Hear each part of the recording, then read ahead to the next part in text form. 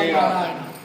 మన భద్రాచలంలో జరిగేటువంటి సీతారామచంద్ర కళ్యాణ మహోత్సవానికి ఉపయోగించేటువంటి తలంబ్రాలు, గోటితో తయారు చేసినటువంటి ఆ యొక్క తలంబ్రాలు మన దుబ్బాక గ్రామము, ఈ మండలం చుట్టుపక్కల గ్రామాల నుంచి దాదాపుగా 50 కిలోల వరకు ఆ వడ్లు మన దగ్గరికి తీసుకురావడం జరిగింది.